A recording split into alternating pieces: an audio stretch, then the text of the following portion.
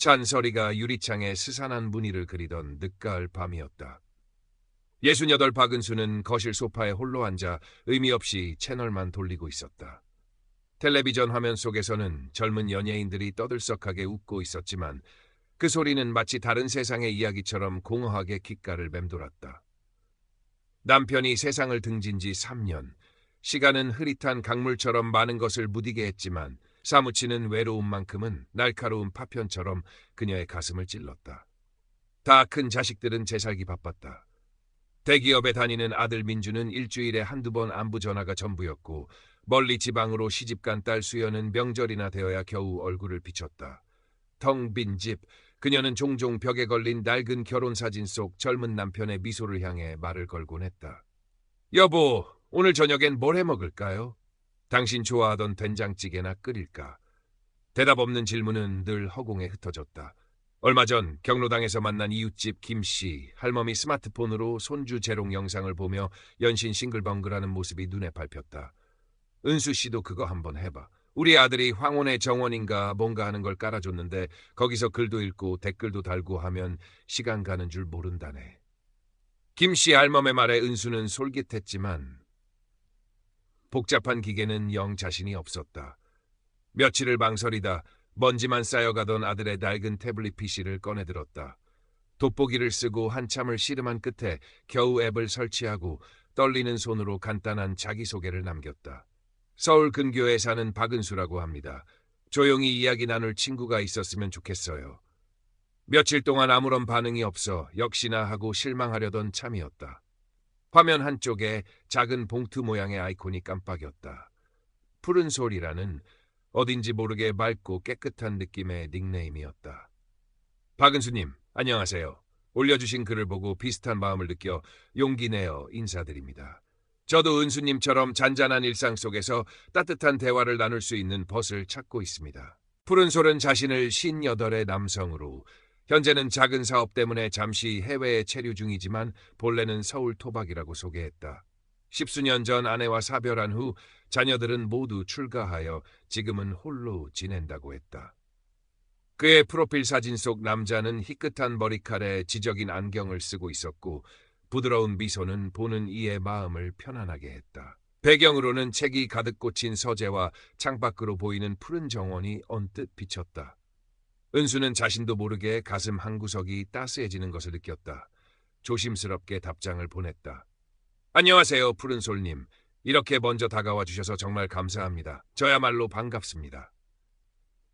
그날부터 푸른솔과의 대화는 은수의 꺼냈던 일상에 스며드는 단비와 같았다. 그는 매일 아침이면 어김없이 은수님, 평안한 아침 맞으셨는지요? 이곳은 오늘 날씨가 참 좋습니다라는 다정한 인사와 함께 그가 머무는 곳에 아름다운 풍경 사진을 보내왔다. 은수가 무심히 오늘은 왠지 기운이 없고 입맛도 없네요라고 답하면 그러시면 아니 됩니다. 따뜻한 꿀물이라도 한 잔 드시고 제가 한국에 있다면 맛있는 죽이라도 끓여드릴 텐데요 라는 살가운 답장이 금세 돌아왔다. 그의 말 한마디 한마디는 마치 잘 조제된 약처럼 은수의 아픈 마음을 부드럽게 어루만졌다. 은수는 자식들에게도 차마 속 시원히 털어놓지 못했던 깊은 속내를 푸른솔에게는 스스럼 없이 이야기했다. 먼저 떠나보낸 남편에 대한 사무치는 그리움, 홀로 남겨진 후 찾아온 견딜 수 없는 적막감, 때로는 자식들에 대한 알 수 없는 서운함까지도. 푸른솔은 언제나 인내심 있게 들어주었고 마치 그녀의 마음을 다 읽고 있다는 듯 깊이 공감해 주었다.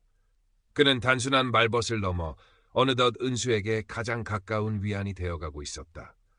은수는 그의 글에서 느껴지는 온화함과 지성, 그리고 섬세한 감성에 점점 더 깊이 빠져들었다. 그의 실제 목소리가 궁금해 견딜 수 없었다. 어느 날 저녁, 푸른솔이 먼저 조심스럽게 말을 건넸다. 은수님, 혹시 괜찮으시다면 목소리로 잠시 대화 나눌 수 있을까요? 은수님의 따뜻한 음성을 직접 듣고 싶은 마음이 간절합니다. 은수는 순간 심장이 멎는 듯했다. 얼굴이 화끈거리고 손이 떨려왔다. 수십 년 동안 잊고 지냈던 소녀 시절의 설렘이었다. 한참을 망설이다 떨리는 손가락으로 그가 알려준 인터넷 전화번호를 눌렀다. 수화기 너머로 들려오는 그의 목소리는 생각했던 것보다 훨씬 젊고 중후했으며 무엇보다 믿음직스러웠다. 그는 자신의 사업 이야기, 해외 생활의 외로움, 그리고 은수를 알게 된 후 잿빛이었던 자신의 삶에 한 줄기 빛이 찾아온 것 같다는 이야기들을 진솔하고 담담하게 들려주었다. 은수는 그의 목소리에 취해 시간 가는 줄 모르고 대화를 이어갔다. 그날 밤, 은수는 아주 오랜만에 입가에 미소를 머금은 채 잠이 들었다. 푸른솔과의 관계는 걷잡을 수 없이 깊어졌다. 그는 은수에게 내 삶의 마지막 동반자, 어둠 속에서 발견한 유일한 별과 같은 시적인 표현을 써가며 끊임없이 애정을 속삭였다. 은수는 그의 진심 어린 고백들에 온 세상을 다 얻은 듯 행복했다.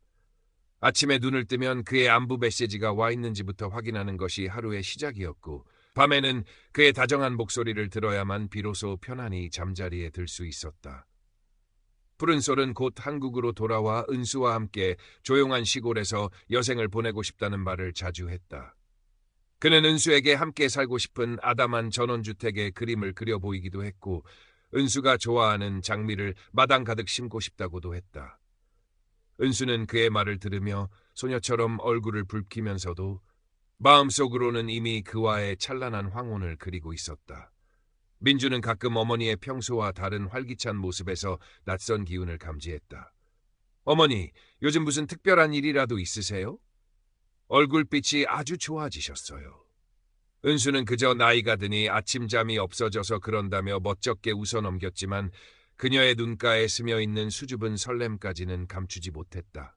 민주는 어렴풋이 어머니에게 누군가 마음을 나누는 사람이 생긴 것은 아닌지 짐작했지만 차마 대놓고 물어볼 용기는 내지 못했다. 그저 어머니의 오랜 외로움이 조금이라도 해소될 수 있다면 그것으로 족하다고 생각하려 했었다. 그러던 어느 날 푸른솔에게서 평소와 달리 다급하고 불안한 기색이 역력한 연락이 왔다. 그의 목소리는 잔뜩 쉬어 있었고 간간히 마른 기침을 섞어 말했다. 은수 씨, 정말 면목이 없습니다. 제가 지금 한국에 마지막으로 정리해야 할 사업건이 하나 있는데 갑작스러운 현지 세관 문제로 통관 절차에 큰 차질이 생겼습니다. 당장 내일까지 급하게 처리해야 할 통관 수수료와 약간의 합의금이 필요한데 제가 지금 해외라 바로 송금이 어렵습니다. 혹시 정말 염치 없지만 은수 씨께서 300만 원 정도만 잠시 융통해 주실 수 있을는지요? 일주일 안에 이자까지 넉넉히 쳐서 반드시 보내드리겠습니다. 제 모든 것을 걸고 약속드립니다. 은수 씨께 이런 폐를 끼치게 되어 정말 가슴이 아픕니다. 은수는 순간 가슴이 철렁 내려앉는 것을 느꼈다. 돈 문제였다. 젊은 시절 친척에게 보증을 잘못 써줬다가 큰 돈을 날렸던 쓰라린 기억이 악몽처럼 되살아났다. 하지만 곧 푸른솔의 절박한 목소리와 그동안 그가 보여주었던 한결같은 진심, 그리고 함께 꿈꾸었던 눈부신 미래가 그 불길한 기억을 덮어버렸다. 그래, 그 사람도 오죽하면 나한테까지 이런 부탁을 하겠어. 사업하는 사람이니 예기치 못한 어려움이 있을 수도 있지. 내가 이럴 때 힘이 되어주지 않으면 누가 그 사람을 돕겠어. 그녀는 애써 불안감을 짓누르고 떨리는 손으로 은행을 향했다. 창구 직원에게 조심스럽게 그의 계좌번호를 건네며 송금을 요청했다. 정말 감사합니다, 은수 씨. 은수 씨는 제 생명의 은인이십니다. 이 은혜는 평생토록 가슴에 새기고 잊지 않겠습니다. 한국에 돌아가면 제가 반드시 몇 배로 보답하겠습니다. 푸른솔은 감격에 겨운 목소리로 몇 번이고 고맙다는 말을 되풀이했고 은수는 오히려 그에게 번거로움을 끼친 것 같아 미안한 마음이 들었다. 그가 얼마나 마음고생이 심했을까 싶어서였다. 그것이 시작이었다. 그 후로도 푸른솔은 갖가지 이유를 대며 은수에게 돈을 요구했다. 갑자기 중요한 거래처 사장이 병원에 입원해서 급하게 병문안 비용을 보내야 한다. 해외 직원이 사고를 당해 거액의 합의금이 필요한데 당장 수중에 현금이 부족하다. 한국 지사 설립을 위한 마지막 투자금이 조금 모자라 계약이 파기될 위기에 처했다. 탈세 혐의로 조사를 받게 되어 변호사 선임 비용이 급하다 등등. 이유는 매번 절박했고 상황은 늘 급박했다. 금액도 처음에는 몇백만 원 단위에서 점차 1,000만 원, 2,000만 원으로 눈덩이처럼 불어났다. 은수는 그때마다 깊은 갈등에 휩싸였다. 정말 이래도 괜찮은 걸까? 그 사람은 정말 믿을 만한 사람일까? 하지만 그녀의 의심이 고개를 들려고 할 때마다 푸른솔은 귀신같이 알아채고 더욱더 교묘한 말로 그녀를 안심시켰다. 때로는 눈물로 호소했고 때로는 은수가 자신을 믿지 못한다며 서운함을 토로하며 그녀의 죄책감을 자극했다. 은수 씨, 저를 그렇게 못 믿으시는 겁니까? 제가 은수 씨에게 어떤 존재인데 제 진심을 몰라주시면 저는 정말 살아갈 의미가 없습니다. 그의 애절한 목소리 앞에서 은수의 이성은 번번이 힘을 잃었다. 그녀는 남편이 남긴 얼마 되지 않는 퇴직금과 평생 허리띠를 졸라매며 아끼고 모았던 쌈짓돈을 그렇게 조금씩 그의 검은 구멍 속으로 흘려보냈다. 통장 잔고가 바닥을 드러낼 때마다 가슴 한구석이 시커멓게 타들어가는 것 같았지만 푸른 솔과의 행복한 노후를 떠올리며 애써 고개를 저었다. 그녀는 이미 정상적인 판단력을 상실한 채 그의 감언 이설이라는 거미줄에 단단히 뽑아매인 상태였다. 어느 날 저녁, 민준이 퇴근길에 예고 없이 어머니 집으로 들이닥쳤다. 그의 표정은 그 어느 때보다 굳어 있었다. 어머니, 저랑 솔직하게 얘기 좀 하세요. 요즘 어머니 통장에서 매달 1,000만 원이 넘는 큰돈이 어디론가 빠져나가고 있어요. 도대체 누구한테 왜 그렇게 큰 돈을 보내시는 거예요? 제가 은행에 가서 거래 내역 다 확인해 봤습니다. 은수는 당황한 나머지 얼굴이 백지장처럼 하얘졌다. 네, 네가 그걸 왜 함부로 뒤지고 다니니? 그리고 그건 내가 알아서 할 일이다. 내 돈 내가 쓰겠다는데 네가 무슨 상관이야? 상관이 없게 생겼어요. 어머니, 혹시 요즘 유행한다는 로맨스 스캠 그런 거 당하시는 거 아니에요? 제발 정신 좀 차리세요. 그놈들 수법이 얼마나 교묘한데요. 얘가 지금 무슨 소리를 하는 게냐? 내가 애도 아니고 그런 사기를 당할 것 같아. 그 사람은 그런 천박한 놈들하고는 질적으로 다른 사람이야. 나한테 얼마나 헌신적이고 진실한 사람인데. 너희들이 나한테 못 해주는 거 그 사람이 다 해준단 말이다. 은수는 자신도 모르게 울분을 터뜨리며 악을 썼다. 민주는 어머니의 완강하고 비이성적인 태도에 말문이 막혔지만 동시에 억장이 무너지는 듯한 절망감을 느꼈다. 어머니가 누군가에게 단단히 홀려 있다는 불길한 예감이 그의 온몸을 휘감았다. 그날 이후 민주는 어머니의 주변을 더욱더 예의주시하며 남몰래 관련 자료를 찾아보거나 경찰서에 익명으로 상담을 받아보는 등 나름의 방법으로 대처 방안을 모색하기 시작했다. 은수는 아들과의 심한 다툼 이후 더욱더 푸른 솔에게 매달렸다. 그는 은수의 하소연을 다 들어주고는 민준 씨도 어머님을 깊이 걱정하는 마음에 그랬을 겁니다. 너무 마음 쓰지 마십시오. 제가 조만간 한국에 들어가면 모든 오해를 풀고 민준 씨와도 좋은 관계를 맺도록 노력하겠습니다라며 오히려 민준의 입장을 이해하는 듯한 너그러움을 보였다. 은수는 그런 그의 넓은 아량에 또 한 번 깊이 감동하며 그에 대한 믿음을 더욱 굳건히 했다. 시간은 속절없이 흘러 마침내 푸른솔이 한국으로 완전히 귀국하기로 약속한 날이 일주일 앞으로 다가왔다. 은수는 며칠 전부터 마치 시집가는 새색시처럼 마음이 들떠 집 안팎을 쓸고 닦으며 그를 맞이할 준비에 여념이 없었다. 그가 좋아한다는 백합도 화병 가득 꽂아두었다. 그런데 약속한 날짜를 불과 사나흘 앞둔 어느 날 밤 푸른솔에게서 거의 까무러칠 듯 다급하고 절망적인 목소리에 국제전화가 걸려왔다. 여보, 나 이제 어떡하면 좋아요? 정말 모든 준비를 다 마치고 당신 곁으로 날아가려고 했는데 마지막으로 진행하던 가장 큰 규모의 해외 부동산 투자 계약에서 사기를 당한 것 같아요. 계약금이 통째로 사라져버렸어요. 이 계약이 무산되면 저는 길거리에 나앉게 생겼어요. 당신에게 빌린 돈도 단 한 푼도 갚을 수 없게 돼요.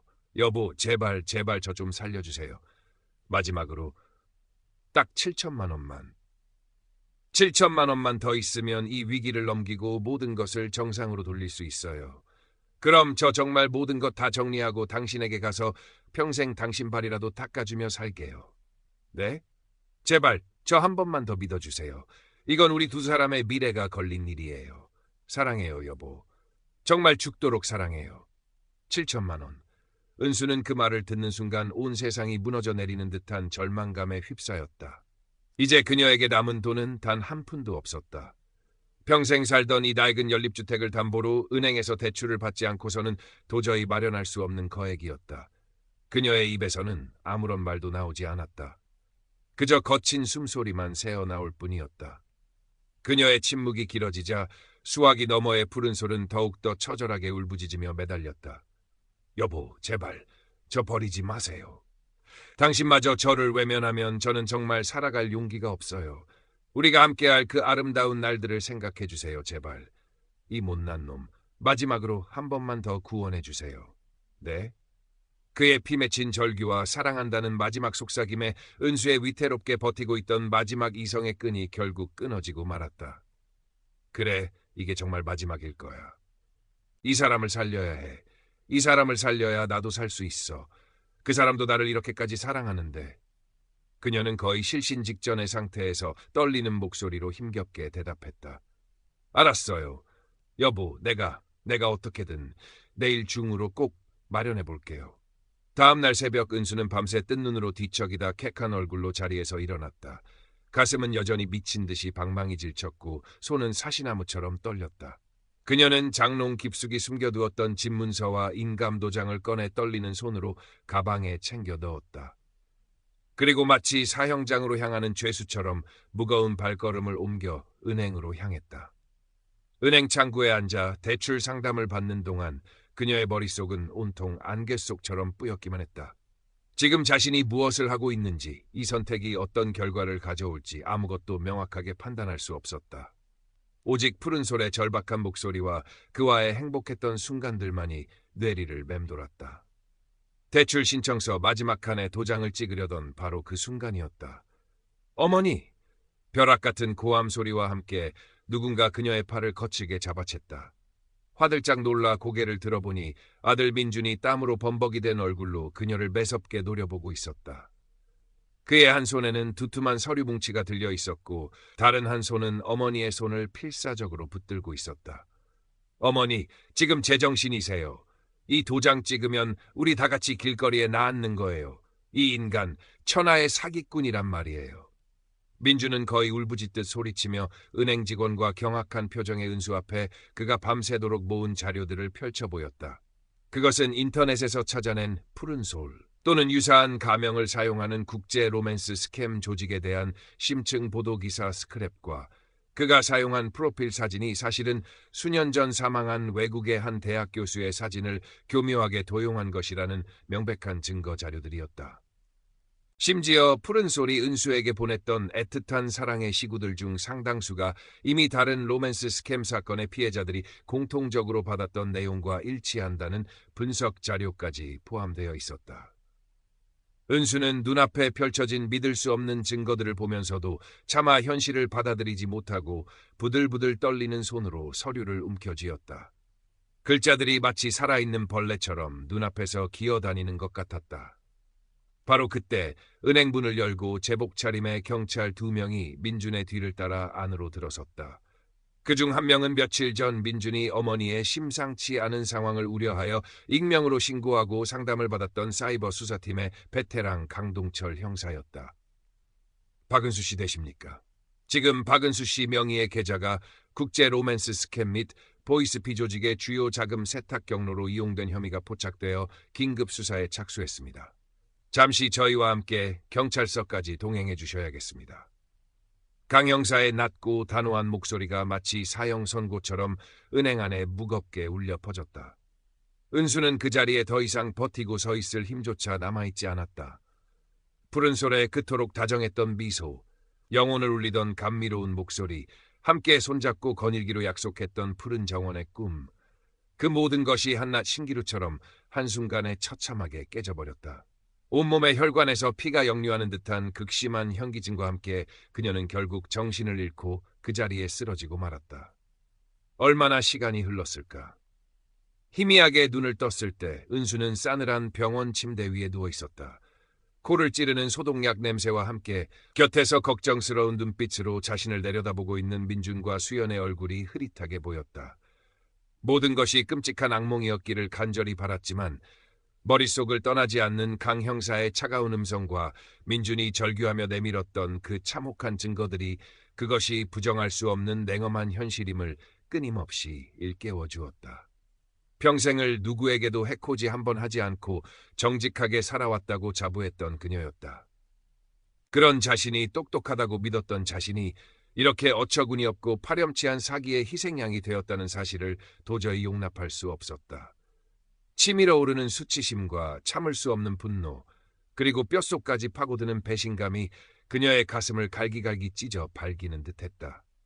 푸른 솔, 아니 천하의 악마 최건우라는 그 인간은 그녀의 피 같은 돈뿐만 아니라 그녀의 마지막 남은 삶의 희망과 한 인간으로서의 존엄성마저 송두리째 짓밟아버린 것이었다. 퇴원 후 은수는 자신의 방 안에 스스로를 유폐시켰다. 외부와의 모든 소통을 단절한 채 그녀는 어둠 속에서 홀로 괴로워했다. 밤이면 어김없이 최건우의 다정했던 목소리가 환청처럼 빛깔을 맴돌았고 그의 위선적인 사랑의 속삭임들이 날카로운 비수처럼 그녀의 심장을 후벼 팠다. 왜 나는 그토록 눈이 멀었을까? 왜 나는 그 뻔한 거짓말에 그토록 쉽게 영혼까지 내어주었을까? 끝없이 이어지는 자책과 통한의 후회가 독버섯처럼 그녀의 정신을 좀먹어 들어갔다. 민준과 수연은 그런 어머니의 처참한 모습을 속수무책으로 지켜보며 안타까움과 죄책감에 가슴을 쳐야 했다. 강동철 형사로부터 간간히 수사 진행 상황에 대한 연락이 왔지만 희망적인 소식은 단 한 번도 들려오지 않았다. 최건우 일당은 이미 오래전부터 여러 국가에 걸쳐 치밀하게 범죄 네트워크를 구축해온 전문 사기 조직이었고 해외에 서버를 둔 대포통장과 VPN 등을 이용하여 교묘하게 수사망을 피해 다니고 있어 추적이 거의 불가능하다고 했다. 피해 금액을 되찾을 가능성은 사실상 제로에 가깝다는 절망적인 현실만 매번 확인시켜줄 뿐이었다. 그렇게 몇 달이라는 시간이 속절없이 흘러갔다.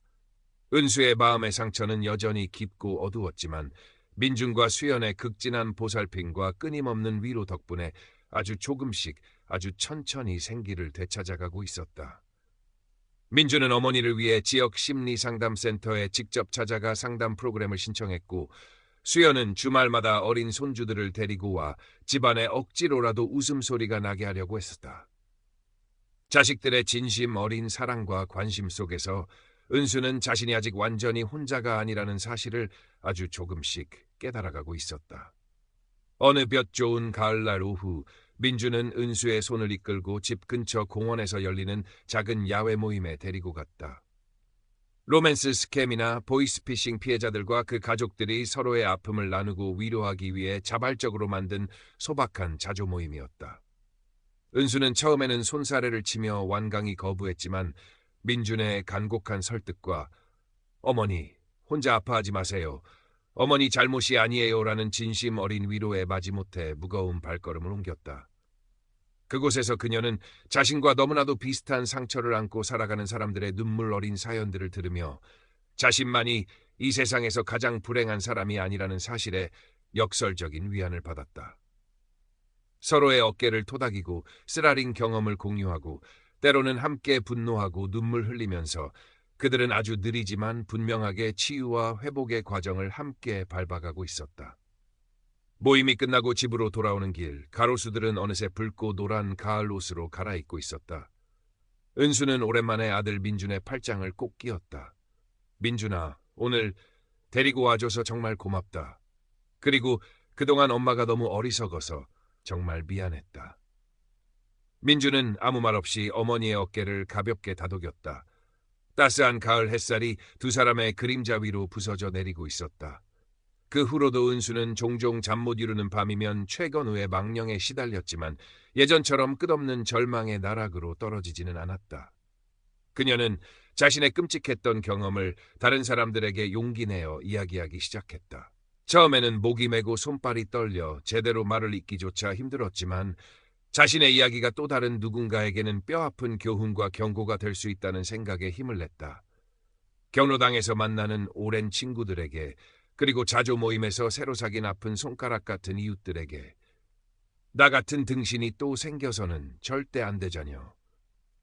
다들 눈 똑바로 뜨고 정신 바짝 차려야 혀. 이놈의 세상에 공짜 점심은 절대 없는 법이여. 특히나 너무 쉽게 다가와서 듣기 좋은 말만 골라 하고 간이고 쓸개고 다 빼줄 것처럼 구는 인간들은 열의 9은 사기꾼이라고 보면 딱 맞을 것이여. 그녀의 목소리는 여전히 가늘게 떨렸지만 그 속에는 이전에는 찾아볼 수 없었던 어떤 단단함과 깊은 깨달음의 무게가 실려 있었다. 창밖으로 보이는 하늘은 그날따라 유난히 높고 푸르렀다. 비록 파렴치한 사기꾼에게 평생 모은 재산과 마음의 평화를 송두리째 빼앗겼지만 박은수는 그 혹독한 시련의 터널을 지나오면서 어쩌면 그보다 더 소중한 것들을 발견해가고 있는지도 몰랐다. 그것은 바로 어떤 상황에서도 변치 않는 가족의 굳건한 사랑과 같은 아픔을 공유하며 서로에게 기댈 어깨가 되어주는 따뜻한 이웃들의 연대, 그리고 모든 것이 무너져 내린 절망의 잿더미 속에서도 아주 작은 풀씨처럼 다시 피어날 수 있다는 질긴 희망이었다. 그녀의 고단했던 삶의 두 번째 장은 이제 막 아주 조용하고도 겸허하게 다시 펼쳐지고 있었다.